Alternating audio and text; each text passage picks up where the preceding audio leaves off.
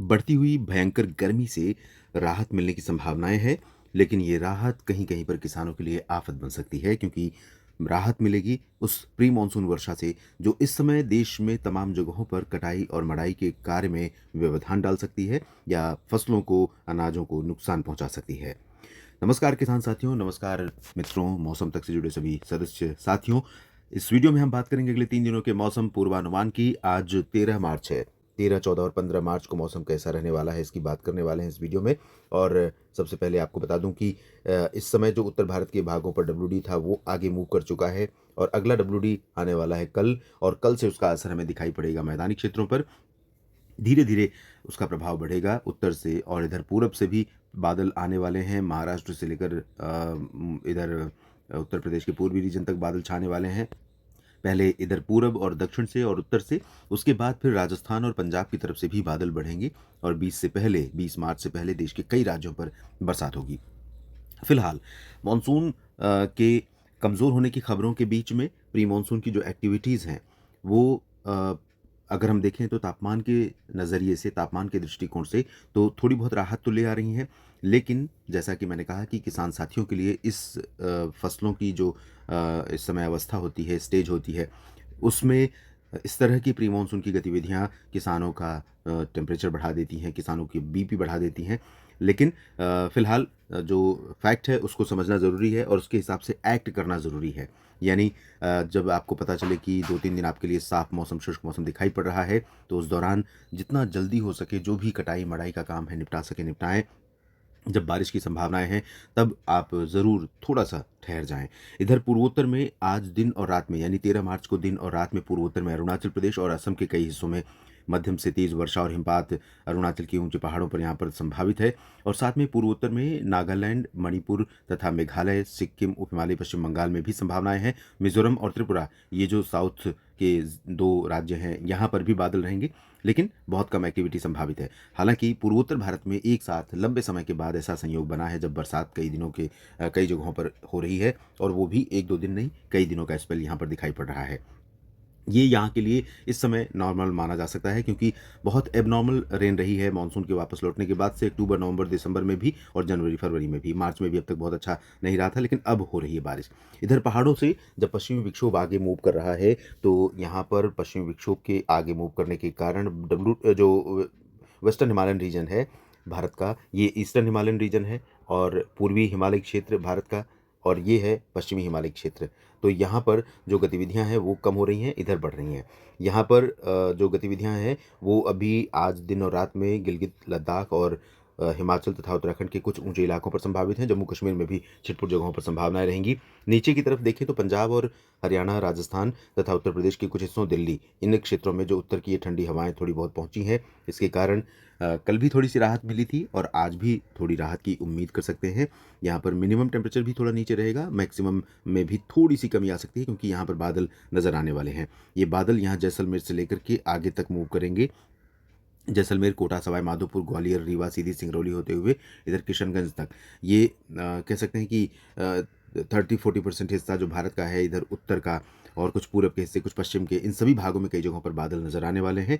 और ये बादल हालाँकि इन क्षेत्रों में पंजाब से लेकर उत्तर प्रदेश और बिहार तक, या राजस्थान और हरियाणा, दिल्ली से लेकर गुजरात के उत्तरी क्षेत्रों से लेकर मध्य प्रदेश और झारखंड, यहाँ पर संभावनाएँ बारिश की बहुत कम हैं। चांसेस हैं कि मुख्यतः शुष्क मौसम रहेगा, लेकिन क्योंकि ये है प्री मानसून का समय, जब तापमान बढ़ रहा है और कई जगहों पर 40 डिग्री पहुंच रहा है, ऐसे में जब मॉइस्चर फीडिंग मिलती है कहीं से लगातार, तो संभावनाएं बन जाती हैं आंधी तूफान के साथ बूंदाबांदी या बादलों की गर्जना की। तो ऐसी संभावनाएं बन सकती हैं। पॉसिबिलिटी कम है, लेकिन रूल आउट नहीं कर सकते हैं, और ये रूल आउट मतलब अनदेखा नहीं कर सकते हैं, उसको ध्यान में रखने की ज़रूरत है। इधर तमिलनाडु और केरल के कुछ भागों पर, तटीय भागों पर खासतौर पर थोड़ी बहुत प्री मानसून एक्टिविटी संभावित हैं, और जो हवाएं बंगाल की खाड़ी की तरफ से मध्य भारत के भागों तक पहुंच रही हैं, दक्षिण भारत को पार करते हुए, इन्हीं हवाओं के कारण अब पूर्वोत्तर राज्यों में और मध्य भारत के पूर्वी क्षेत्रों में, पूर्वी भारत के राज्यों में और मध्य भारत के पूर्वी राज्यों में, यानी ये वाला जो हिस्सा है मध्य भारत के पूर्वी राज्यों से लेकर के इस तरह से, और पूर्वी भारत, यानी बिहार, झारखंड, पश्चिम बंगाल, ओडिशा, छत्तीसगढ़ यहाँ पर एक्टिविटी बढ़ने वाली है और साथ में पूर्वी मध्य प्रदेश, महाराष्ट्र के विदर्भ पर भी बादल बढ़ने वाले हैं। जल्दी ही बरसात की संभावनाएं बनेंगी। फिलहाल गुजरात में और पश्चिमी महाराष्ट्र तथा केरल और कर्नाटक के तटों पर, यानी ये वाला जो पोर्शन है, इन भागों पर भयंकर गर्मी का दौर लगातार जारी है। हीट वेव के रूप में यहाँ पर कह सकते हैं कि इस समय आसमान से मार्च के महीने में ही आग बरसने जैसी परिस्थितियाँ पैदा हो जाएं और इस तरह के शब्द उपयोग में लाए जाएं, तो ये डरावनी स्थिति है। लेकिन ये स्थिति हमें देखने को मिल रही है। गुजरात में अभी बहुत जल्दी राहत की उम्मीद नहीं है। कई जगहों पर तापमान में थोड़ी बहुत कमी आनी शुरू हो गई है। गुजरात में भी आधा 1 डिग्री गिरा है तापमान, लेकिन बहुत ज़्यादा फ़र्क नहीं पड़ा है। मध्य प्रदेश के पश्चिमी क्षेत्रों और महाराष्ट्र के विदर्भ, मराठवाड़ा, मध्य महाराष्ट्र में, दक्षिणी राजस्थान, पश्चिमी राजस्थान के भागों पर भी भयंकर गर्मी का दौर जारी है। कल 14 मार्च को कैसा मौसम रहेगा जानते हैं। 14 मार्च को जैसा कि हम ज़िक्र कर रहे हैं कि एक डब्ल्यूडी और आएगा, हालाँकि उसको बहुत सपोर्ट नहीं मिलने वाला। यहाँ से आप देखें तो उत्तर की हवाएँ नीचे बंगाल की अरब सागर में पहुँच रही हैं और इधर से हवा ऊपर की तरफ नहीं जा रही है और जो बंगाल की खाड़ी की हवा है नमी लेकर के, वो भी बहुत ज़्यादा सपोर्ट नहीं करने वाली। जाएगी, थोड़ा-सा समय लगेगा और बहुत ज़्यादा प्रभावशाली नहीं है, बहुत इंटेंस नहीं है। लेकिन इसी हवा के चलते यहाँ पर तो मौसम बदलेगा ही बदलेगा। यहाँ पर महाराष्ट्र के नंदुरबार, धुले से लेकर के इधर पटना के पूरब में सभी जगहों पर, और इसी हवा के चलते, इन्हीं हवाओं के चलते जो बंगाल की खाड़ी की हवाएं हैं और इधर डब्ल्यूडी का जो इंटरैक्शन रहेगा, उसी के चलते संभावना है कि मैदानी क्षेत्रों में कई जगहों पर यहाँ पर भी बादल आएंगे। फिलहाल चांसेस हैं कि गिलगित बाल्टिस्तान, मुजफ्फराबाद और उत्तराखंड तथा लद्दाख, हिमाचल में एक ताज़ा स्पेल शुरू हो सकता है बर्फबारी और बारिश का। इंटेंसिटी कम रहेगी लेकिन शुरुआत हो सकती है। पूर्वोत्तर में अच्छी गतिविधियां सिक्किम से लेकर उप हिमालय पश्चिम बंगाल और अरुणाचल प्रदेश, असम तथा नागालैंड, मेघालय में कई जगहों पर अच्छी स्पेल बारिश का जारी रह सकता है। दक्षिण में और मध्य भारत में यहाँ ओडिशा से लेकर के छत्तीसगढ़ के कुछ भागों और महाराष्ट्र के विदर्भ से लेकर के मुंबई तक, कोंकण गोवा का जो रीजन है, इसके नीचे के हिस्सों में इंक्लूडिंग आंध्र प्रदेश, तेलंगाना, कर्नाटक, केरल, तमिलनाडु, पुदुचेरी, लक्षद्वीप, इन सभी भागों में कई जगहों पर बादल बनेंगे और हो सकता है कहीं पर कुछ बूंदाबांदी की भी शुरुआत हो जाए। तापमान गुजरात में थोड़ा सा रिड्यूस होने वाला है। राजस्थान और मध्य प्रदेश, महाराष्ट्र में भी तापमान में कुछ कमी आने की संभावना 14 मार्च को है। 15 मार्च को आप देखिए, 15 मार्च को पूर्वोत्तर में अरुणाचल, असम, मेघालय, नागालैंड से लेकर सिक्किम, उप हिमालय पश्चिम बंगाल में तो होती रहेगी बरसात, हिमपात की भी संभावना रहेगी। साथ में उत्तर के भागों में बारिश और बर्फबारी की गतिविधियां बढ़ने की संभावना है।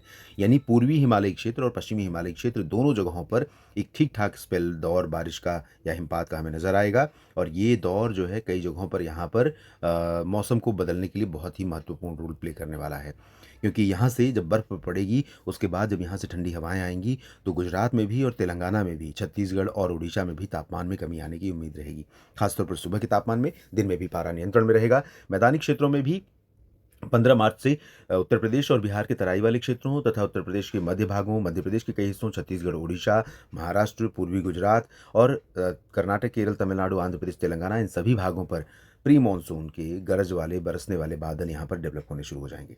तो सावधान और सतर्क रहिए। अपनी फसल अगर तैयार हो चुकी है तो डेली वेदर अपडेट के अनुसार ही अपना काम करिए और अगर मौसम आपके क्षेत्र में सूखा नज़र आ रहा है, जैसे यहाँ पर हरियाणा, पंजाब, दिल्ली पर भी बादल आ जाएंगे 15 मार्च को और कहीं पर शुरुआत भी बूंदाबांदी की हो सकती है, लेकिन पूरा अपडेट आप लेते रहिए और जैसा मौसम रहे उसके अकॉर्डिंग अपनी फसलों की कटाई और मढ़ाई का काम करें। जब कटाई मढ़ाई हो जाए तो उसको बिल्कुल भी खेतों, खलिहानों में ना छोड़ें, सुरक्षित जगहों पर अवश्य पहुँचाएँ। और मंडियों में भी अगर आप अनाज लेकर जा रहे हैं दोस्तों, किसान साथियों, तो भले ही आपको आपकी मेहनत की कीमत मिल जाए, लेकिन उसे खुले में रखने से बचें क्योंकि वो बारिश के पानी में ख़राब हो सकता है। इस वीडियो में भी इतना ही। आप लगातार बने रहिए मौसम तक और न्यूज़ मीडिया मंच पर। जानकारियाँ ठीक लगें तो लाइक और शेयर और कमेंट ज़रूर कीजिए। कमेंट में अपनी बात लिखिएगा और इस चैनल को सब्सक्राइब कर लीजिए मौसम की रेगुलर अपडेट के लिए सुबह और शाम। और साथ में न्यूज़ मीडिया मंच पर भी आप मुझसे जुड़ सकते हैं साप्ताहिक मौसम पूर्वानुमान के लिए और मौसम तक फेसबुक पेज पर भी आप मुझे फॉलो कर सकते हैं। धन्यवाद।